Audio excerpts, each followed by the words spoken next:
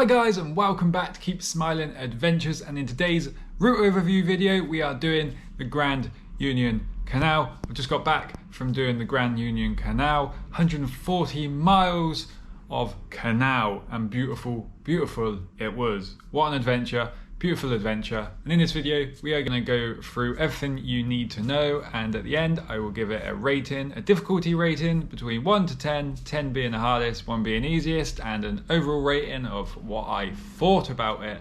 Again, 1 being don't even bother, and 10 being yes, go and do it, it was great. So this is the route overview video for the Grand Union Canal. Also the link for the GPX download will be in the video description, so if you want that, go and check that out down below. And let's get into the route overview video of the Grand Union Canal. Let's do it.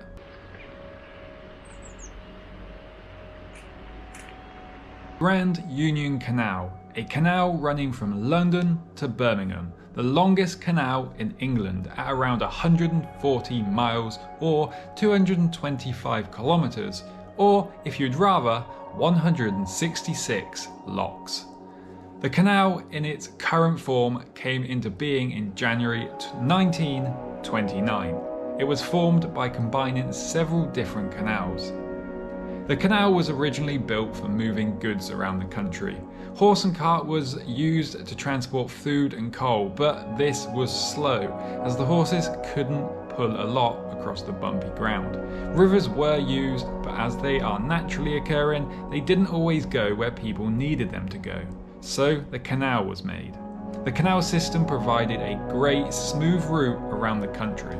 But after some time, the canals were no longer the fastest way to move goods around the country. As railways and roads became more efficient and cost effective, the canals changed purpose and became a place of leisure. Today, canals are places to escape the city life, enjoy the wildlife and the peaceful times along the canal, whether that be fishing, kayaking, a leisurely stroll, or what I think the canal is great for, a good old bike ride. This route could be done without a GPS as it is fairly straightforward and there are signs, but it is useful to have one as sometimes you need to be on the different sides of the canal.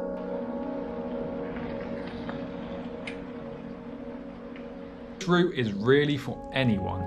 You don't need to be super fit or need any amazing bike handling skills as the canals are flat. This route is 99% traffic free. Just one short section of a quiet country road to navigate when the canal goes through a tunnel. Although this route is flat and pretty straightforward to ride, there are a few things to note. Canal towpaths can be narrow in places, can get extremely wet and muddy in the wetter months, and the canal has lots of narrow, low bridges which you will also need to navigate. It's mostly advised to get off and walk, but I will leave that up to you to make that judgment. There are also some sections where there are steps, so you will need to be able to get off and push your bike. The canals can become quite busy in the summer months with lots of people walking, so you will need to cycle with care around others. It's a leisurely place to cycle, not a racetrack this one. But if you are looking for a simple trip that focuses on relaxing, taking your time, this will be a great route for you. Did I mention pubs? No. Well, there are lots and lots of pubs and cafes along the way to stop at. This route takes you from London to Birmingham, or vice versa, taking you through lots of towns and villages that you can go and explore.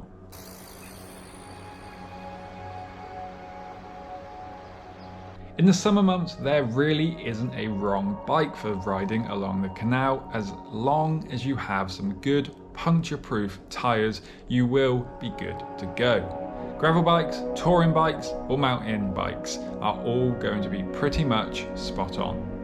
You don't really need anything special in terms of gearing, as for the most part it is flat. However, some of the bridges can be quite steep, albeit short. The terrain for the most part is either gravel, grass or concrete.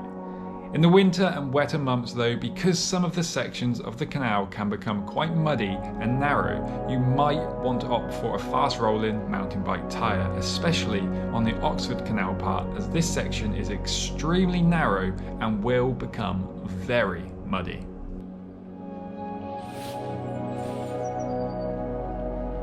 Camping along this trip, you have lots of options in terms of official campsites. A quick Google search of your location along the route and you will be pretty much always be able to find one within a few miles bike ride away from the canal.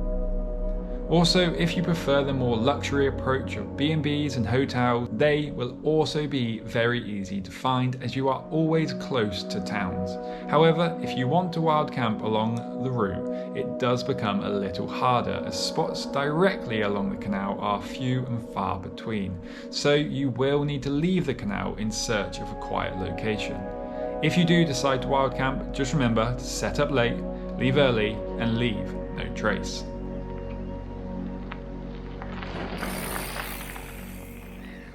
The difficulty on this route is going to be a simple 3 out of 10, as the ride itself is generally very easy to ride as long as you are aware of the narrow sections and low bridges. This ride is a really simple adventure, an adventure that will create the sense of being in peaceful nature while never being too far away from the built-up areas where you can enjoy your creature comforts.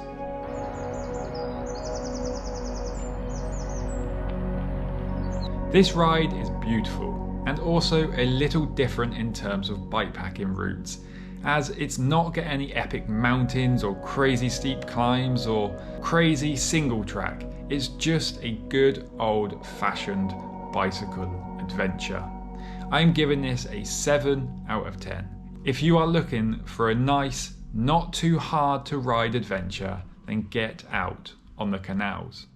So there we have it guys, the Grand Union Canal. I had a lot of fun cycling the Grand Union Canal. That was my sort of holiday ride, very nice and simple, a very relaxed adventure. It was a great adventure, just super chill, and sometimes the adventure doesn't need to be hard, it just needs to be relaxing. And that was what the purpose was for riding the Grand Union Canal. If this video has helped you, hit that like button, and if you want to subscribe, then subscribe. And let's keep this channel growing, and until next time, keep smiling, enjoy the adventure.